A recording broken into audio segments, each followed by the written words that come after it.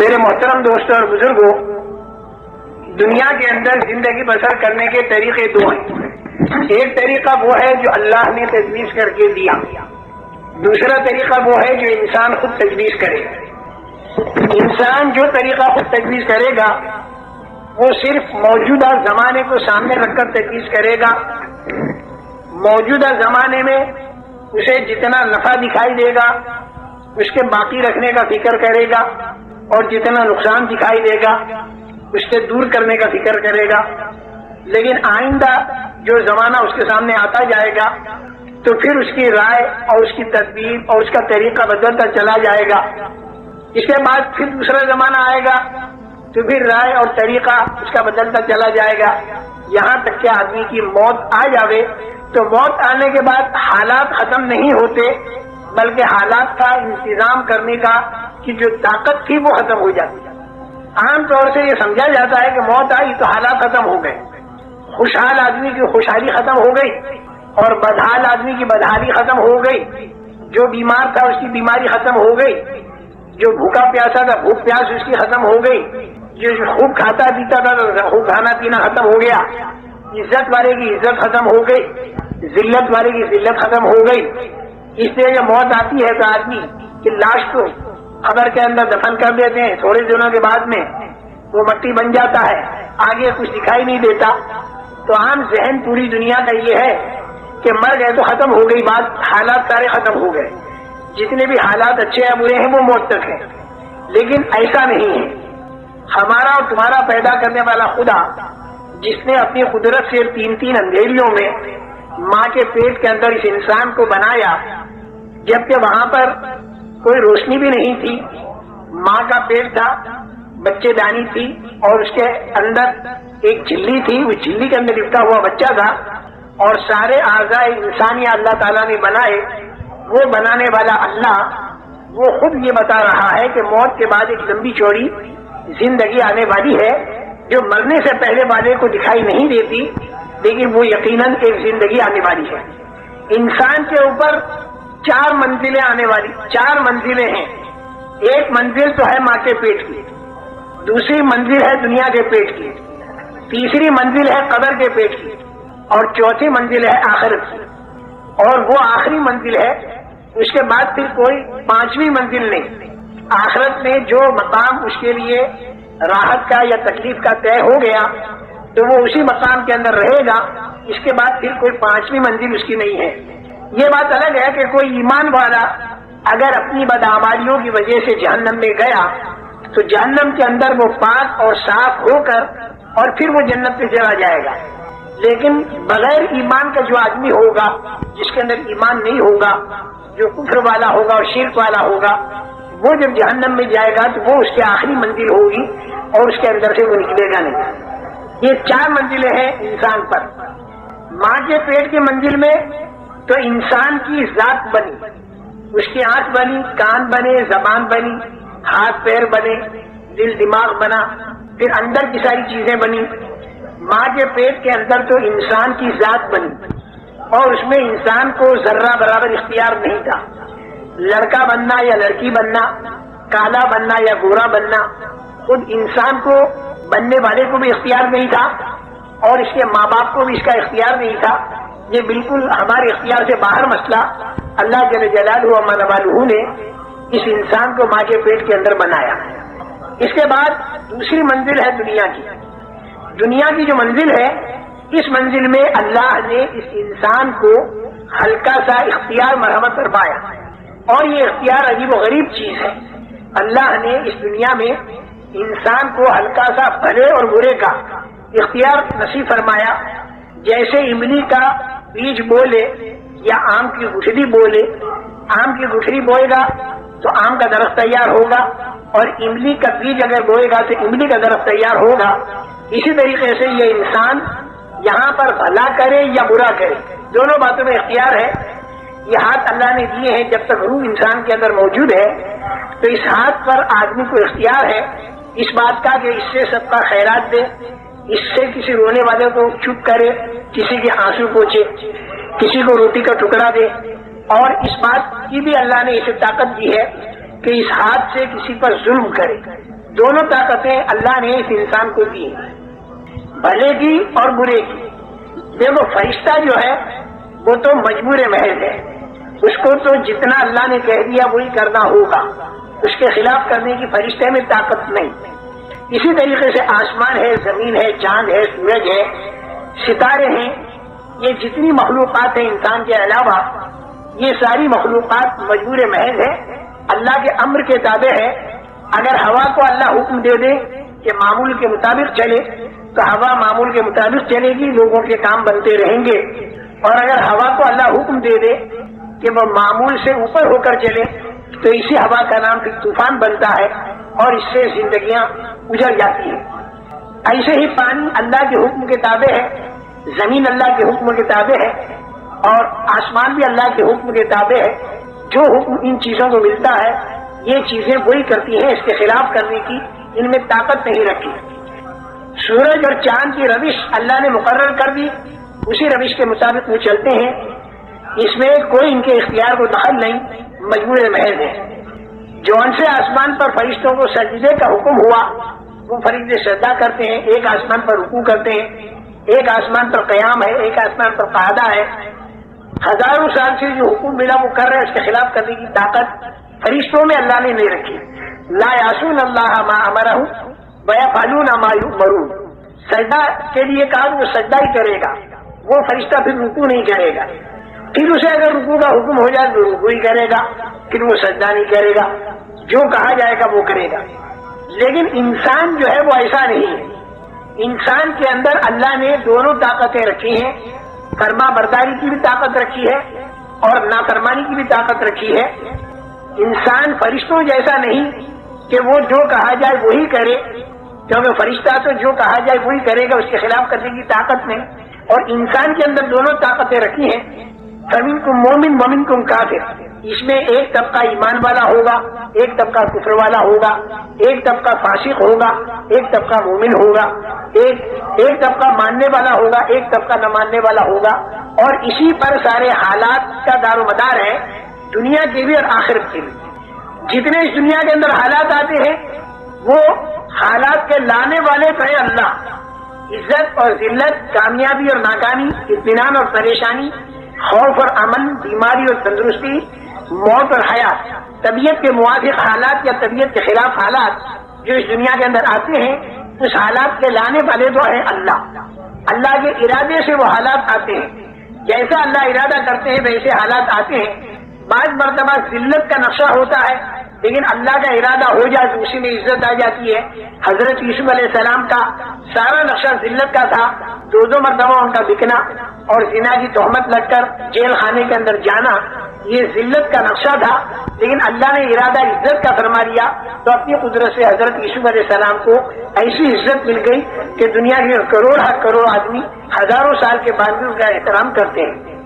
اور بعض مرتبہ نقشہ سارا عزت کا ہوتا ہے لیکن اسی کے اندر اللہ تعالیٰ کا ارادہ ذلت کا ہو جاتا ہے تو پھر وہ آدمی ذلیل ہوتا ہے۔ جیسے قارون، سارا نقشہ اس کے پاس عزت کا تھا لیکن اللہ جل جلالہ و نے اسے اتنا ذلیل کیا کہ آج دنیا کے کروڑ انسانوں میں کوئی شریف آدمی اپنے بیٹے کا نام قارون رکھنے کو تیار نہیں۔ تو میرے محترم دوستو، حالات جو آتے ہیں انسان پر وہ اللہ کی طرف سے آتے ہیں، اللہ ہی حالات کو لاتے ہیں، لیکن اللہ تعالیٰ کے حالات لانے کا ایک ضابطہ اور ایک قانون ہے۔ اللہ تعالیٰ جتنی ضابطے کی رعایت کرتے ہیں اتنی کوئی ضابطے کی رعایت نہیں کرتا۔ اللہ نے ضابطے بنا رکھے ہیں، ضابطے کی اتنی رعایت ہے کہ لئن اشرکت لَيَحْبَطَنَّ عَمَلُكَ وَلَتَكُونَنَّ مِنَ الْخَاسِرِينَ، یعنی معصوم سے معصوم تر شخصیتوں سے اللہ یہ کہتے ہیں کہ اگر شرک کیا تو اعمال سارے ختم ہو جائیں گے اور نقصان والوں میں تم بن جاؤ گے۔ آپ اندازہ لگاؤ کہ ضابطے کی اللہ کے ہاں کتنی رعایت ہے۔ یہ حالات جو آتے ہیں دنیا میں اور آخرت میں یہ ایک ضابطے کے ماتحت آتے ہیں، بلا ضابطہ اندازن نہیں آتے، اور ضابطہ اللہ کا حالات لانے کے لیے دنیا کے اندر کی پھیلی ہوئی چیزیں نہیں ہیں بلکہ انسان کے بدن سے تیار ہونے والے اعمال ہیں۔ بہت بڑا مغالطہ ہر زمانے میں بڑی بھاری اکثریت انسانوں کی کو لگا، اور آج کے زمانے میں بھی بہت بھاری غلطی کروڑ انسانوں سے جو ہو رہی ہے وہ یہ ہو رہی ہے کہ عام طور پر انسان یہ سمجھ رہے ہیں کہ ہمارے حالات کا بننا اور بگڑنا یہ موقوف ہے چیزوں کی کمی اور بیشی پر. اگر چیزیں ہمارے ہاتھ میں زیادہ ہوں گی تو ہمارے حالات بنیں گے، اور اگر چیزیں ہمارے ہاتھ میں کم ہوں گی تو ہمارے حالات بگڑیں گے. یہ عام لوگوں کا ذہن ہر زمانے میں رہا. فرعون کا بھی یہی ذہن رہا، قارون کا بھی یہی ذہن رہا، اور جتنی نافرمان قومیں گزری ان سب کا ذہن یہ رہا کہ ملک اور مال، روپیہ اور پیسہ، سونا اور چاندی، دکان اور کھیت، یہ جتنی چیزیں ہمارے ہاتھ میں زیادہ ہوں گی اتنے ہمارے حالات بنیں گے. اللہ کی طرف سے بھیجے ہوئے جو انبیاء کرام علیہ السلام تھے، انہوں نے آ کر ہر زمانے میں انسانوں کا یہ ذہن بنایا کہ حالات آتے ہیں اللہ کی قدرت سے، حالات آتے ہیں اللہ کے ارادے سے، لیکن اللہ تعالیٰ نے حالات کے لانے کا ایک ضابطہ بنا رکھا ہے، اور وہ ضابطہ جو ہے وہ انسان کے بدن سے تیار ہونے والے اعمال ہیں، اور انسان کے دل کے اندر کا یقین ہے. اگر اس کے دل کے اندر کا یقین ٹھیک ہو جائے اور اس کے بدن سے تیار ہونے والے اعمال ٹھیک ہو جائیں، آنکھوں کا دیکھنا، کانوں کا سننا، زبان کا بولنا، ہاتھ کا پکڑنا، پیروں کا چلنا، دل اور دماغ کا سوچنا اگر ٹھیک ہو جائے تو اللہ تعالیٰ حالات اچھے لاویں گے، اور اگر انسان کے اعمال خراب ہو جائیں تو اللہ تعالیٰ حالات خراب لاویں گے. دوسرے لفظوں میں اس سے بھی آسان لفظ جو ہے وہ یہ کہ اگر دینداری ہوگی تو اللہ تعالیٰ کامیاب کریں گے، اور اگر بے دینی ہوگی تو اللہ تعالیٰ ناکام کریں گے. اگر دینداری کچے مکان والے کے پاس ہوگی تو اللہ کچے مکان والے کو کامیاب کریں گے، اور اگر بے دینی پکے مکان والے کے پاس ہوگی تو اللہ تعالیٰ پکے مکان والے کو ناکام کریں گے. لیکن ایک حیرت کی بات جو انسان کو حیرت میں ڈالتی ہے ہر زمانے میں اور آج کے دور میں بھی، وہ یہ کہ بہت سے دین والے، بہت سے ایمان والے، بہت سے اعمال والے، ان پر بھی تکلیفیں آ جاتی ہیں، اور بہت سے بغیر دین والے، بہت سے بغیر ایمان والے، بہت سے بے دین آدمی بہت سی مرتبہ دیکھے جاتے ہیں کہ وہ بڑے راحت میں ہوتے ہیں. اس کے بارے میں ایک بات اپنے ذہن میں بٹھا دیں. اصل کامیابی وہ ہے جو مل کر ختم نہ ہو، اور اصل ناکامی وہ ہے کہ جو آ کر ختم نہ ہو. ایک بات یہ ذہن میں بٹھا دیں.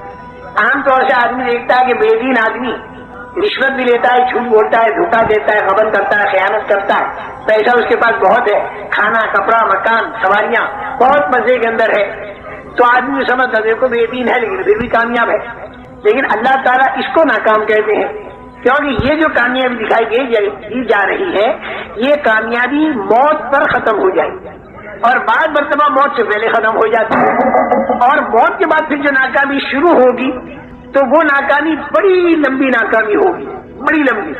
اگر آدمی حالت کفر یا شرک میں مرا تو پھر وہ ناکامی ایسی ہوگی جو کبھی ختم نہیں ہوگی، جس کو اللہ تعالیٰ خسران المبین کہتے ہیں. اور اگر وہ حالت ایمان میں مرا تو چاہے دنیا کے اندر اس نے کتنی تکلیفیں اٹھائی ہوں اور لوگ اسے ناکام کہہ رہے ہوں، لیکن اللہ اسے کامیاب بتائیں گے، کیونکہ اس کو بعض مرتبہ مرنے سے پہلے ایسی کامیابی مل جاتی ہے کہ جسے دنیا کے انسان بھی کہتے واقعی کامیابی ملی، اور بعض مرتبہ دنیا کے پہلے تو آدمی نہیں دیکھ پاتے، لیکن مرنے کے بعد سے جو کامیابی شروع ہوتی ہے تو وہ ایسی کامیابی ہوتی ہے جو کبھی ختم نہیں ہوتی. موت پر حالات ختم نہیں ہوتے بلکہ موت پر حالات بڑھ جاتے ہیں. اگر مرنے کے بعد اچھا حال آیا تو وہ اچھا حال بڑھ جائے گا، مرنے کے بعد اگر برا حال آیا تو وہ برا حال بھی بڑھ جائے گا.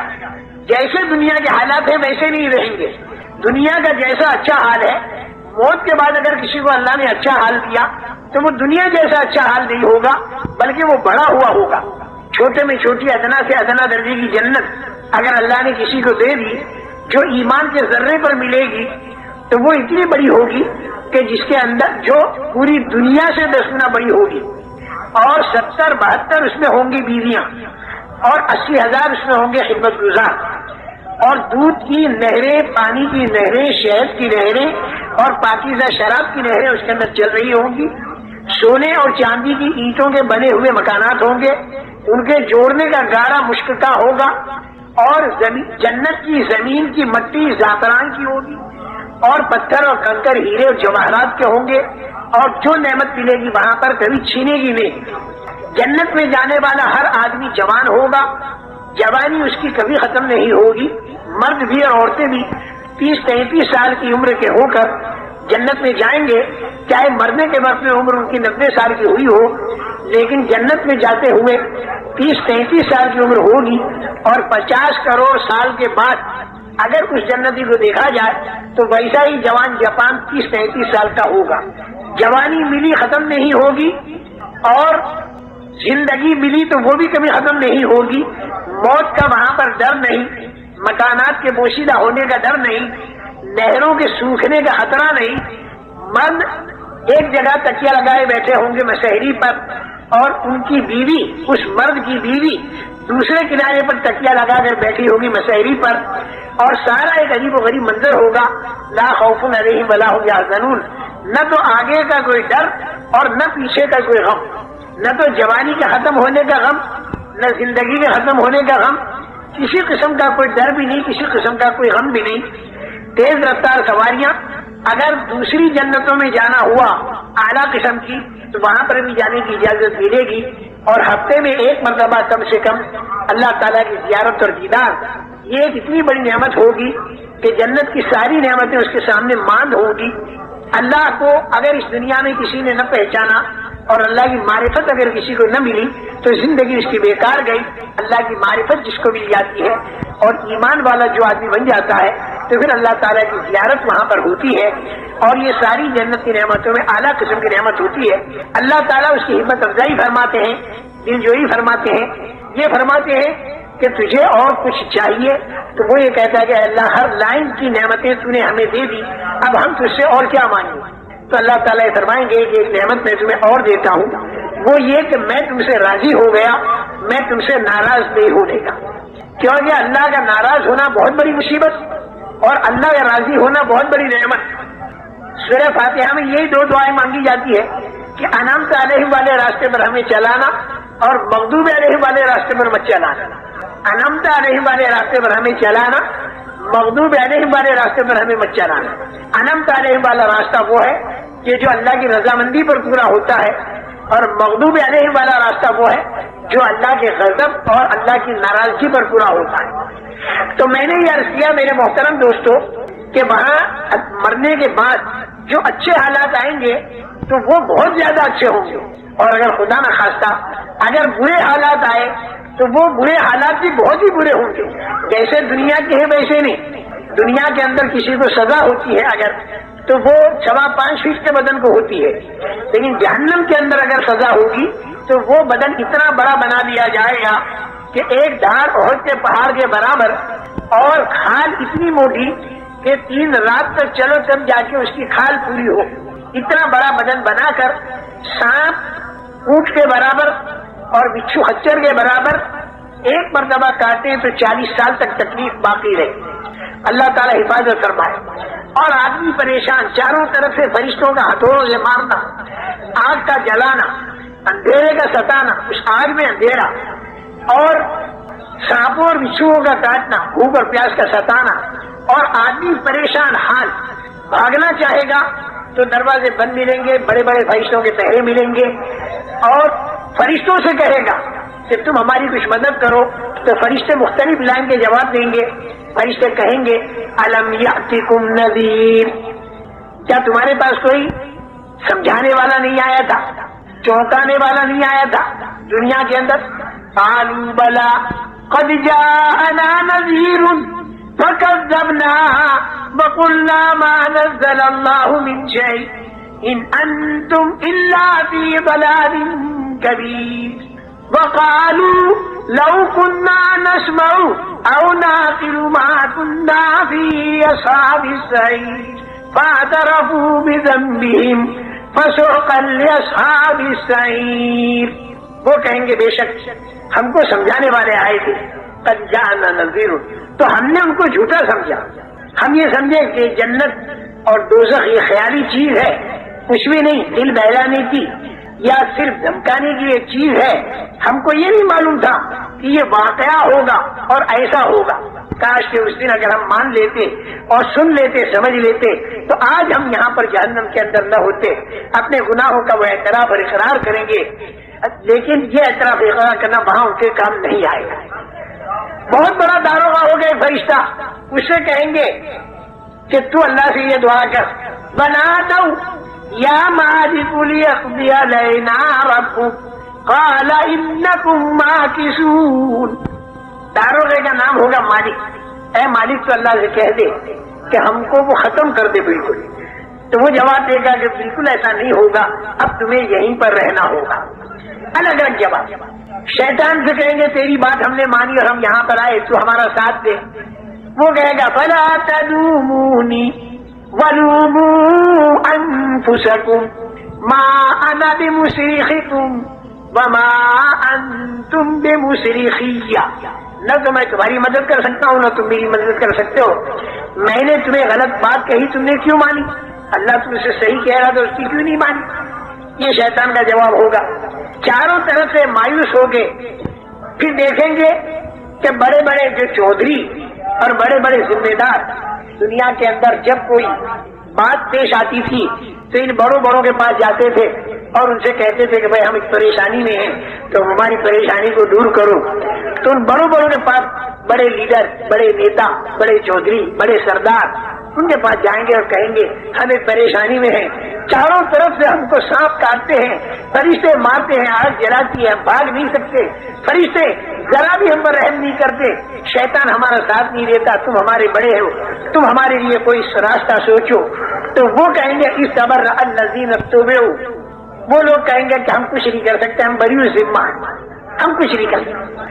تب یہ چھوٹے پھر یوں کہیں گے کہ اب کی مرتبہ اگر اللہ نے ہم کو دنیا میں بھیجا تو اب ہم تمہاری پارٹی میں نہیں ہوں گے, اس لیے کہ تم نے ہم کو غلط راستہ بتایا. اور پھر وہ بددعائیں کریں گے, ربنا انا اطعنا سادتنا وکبراءنا فاضلونا السبیل ربنا آتهم ضعفین من العذاب ولعنهم لعنا کبیرا. اے اللہ ہم نے اپنے سرداروں کی مانی اور ہم نے اپنی چودھریوں کی مانی, لیکن اس نے ہم کو تیرے راستے سے ہٹا دیا. اے اللہ تو ان کے اوپر دگنا عذاب ڈال دے اور اے اللہ تو ان کے اوپر اپنی لعنت کو برسا. میرے محترم دوستو, ایک بہت بڑا منظر کل قیامت کا آنے والا ہے اور اس میں کھرے اور کھوٹے کا فیصلہ ہوگا. یہ خبر انبیاء کرام علیہ السلام نے اللہ کے پاس سے لا کر ہمیں دی. اس کی تیاری کرنے کا زمانہ اس دنیا کا زمانہ ہے. مرنے کے بعد پھر کوئی تیاری آدمی نہیں کر سکتا. جب آدمی قبر کے اندر چلا گیا تو حالات تو بڑھ گئے, چاہے اچھے ہوں چاہے برے ہوں, لیکن انتظام کی طاقت ختم ہو گئی. موت کے معنی کیا ہے؟ انسان کے انتظام کی طاقت کا ختم ہو جانا. دنیا کے اندر اگر خدا نہ خاصا یہاں سانپ آ جائے تو آدمی ڈنڈے سے مارے گا یا کم سے کم بھاگ جائے گا, آگ لگ جائے پانی سے بجھائے گا. اگر روشنی بند ہو جائے تو آدمی ٹارچ وغیرہ جلائے گا, آدمی کو بھوک لگے جا کر کھانا کھائے گا, آدمی کو پیاس لگے ڈول رسی سے پانی کھینچ کر اور پی لے گا. یہاں آدمی کے اوپر اگر کوئی حال آ دے تو اس کے پاس قوت انتظام ہے. اور موت کے کیا معنی؟ موت کے یہ معنی کہ آدمی کے اندر سے قوت انتظام ختم. قبر کے اندر سانپ تو آیا, ہٹانے کی طاقت ختم. اندھیرا آیا, اجالا لانے کی طاقت ختم. پٹائی ہو رہی, اس سے بچنے کی طاقت ختم. اگر 5-10 ڈنڈے رکھ بھی دیں رشتے دار تو دنیا کے ڈنڈوں سے قبر کے سانپ نہیں مرتے, اور دنیا کے پانی سے قبر کی آگ نہیں بجھتی, اور دنیا کی ٹارچ سے قبر کا اندھیرا دور نہیں ہوتا, اور دنیا کی چیزوں سے قبر کے اندر سہولت نہیں ملتی. وہاں آدمی جب دیکھے گا کوئی راستہ نہیں تو پھر وہ اللہ سے یوں کہے گا کہ اے میرے اللہ, میرے کو تو واپس لوٹا دے. اتنا تو وہ بھی جانے گا کہ قبر میں کچھ کر نہیں سکتا, یہاں پر میں نماز نہیں پڑھ سکتا اور یہاں پر میں روزہ نہیں رکھ سکتا, تسبیح اور تلاوت نہیں کر سکتا. اے اللہ تو میرے کو دنیا میں واپس بھیج دے. کتنی بڑی دولت یہ دنیا کی زندگی تھی جو میرے ہاتھ سے نکل گئی. اب میرے کو معلوم ہوا کہ دنیا میں اگر ایک مرتبہ سبحان اللہ کہتا تو جنت میں میرے لیے ایک درخت بنتا, الحمدللہ کہتا تو درخت بنتا. دنیا میں میں سب کا خیرات کرتا تو اس کا میرے کو بدلہ ملتا. دنیا میں میں اللہ کے دین کی دعوت کا کام کرتا, کہ جتنے انسانوں میں دعوت کا کام پہنچتا اور جتنے انسانوں میں دینداری آتی ان سب کے برابر میرے کو اے اللہ ثواب ملتا. اب تو میرے کو دنیا میں واپس بھیج دے. اب میری سمجھ میں بات آ گئی, اب میں دنیا میں جا کر اچھے اچھے کام کروں گا. اللہ تعالیٰ فرمائیں گے کلا, بالکل نہیں. اور دیکھو ایک بات میں بتاؤں, دنیا کے اندر انسان پر جو تکلیف آتی ہے وہ تکلیف اس لیے آتی ہے تاکہ آدمی الٹا راستہ چھوڑ دے اور سیدھے راستے پر آئے۔ دنیا کے اندر کی تکلیف خدا کی ایک رحمت ہے۔ جب آدمی غلط راستوں پر چلتا ہے تو پھر اللہ تعالیٰ تنبیہ کے طور پر تکلیفیں ڈالتے ہیں، اور ان تکلیفوں کا منشا اور ان تکلیفوں میں مصلحت اللہ کی یہ ہوتی ہے کہ لعلہم یرجعون۔ بار بار اللہ تعالیٰ فرماتے ہیں کہ یہ چھوٹی تکلیفیں میں ڈالتا ہوں تاکہ تم پلٹا کھا جاؤ، یعنی غلط راستہ چھوڑ دو، صحیح راستے پر آ جاؤ۔ دیکھو میرے محترم دوستو، یہ باتیں جو میں آپ حضرات کو بتا رہا ہوں، کسی زمانے میں یہ باتیں بتانا کام تھا نبیوں کا۔ یہ باتیں حضرت موسیٰ علیہ السلام کے بتانے کی تھی۔ حضرت عیسیٰ علیہ السلام، حضرت نوح علیہ السلام، انبیاء کرام علیہ السلام دعوت دیتے تھے، لوگوں کے دلوں میں اللہ کی عظمت اور بڑائی پیدا کرتے تھے، مرنے کے بعد والی زندگی انہیں سمجھاتے تھے، اور چھپی ہوئی باتیں اللہ تعالیٰ ان کے اوپر کھولتا تھا تو وہ انہیں بتایا کرتے تھے۔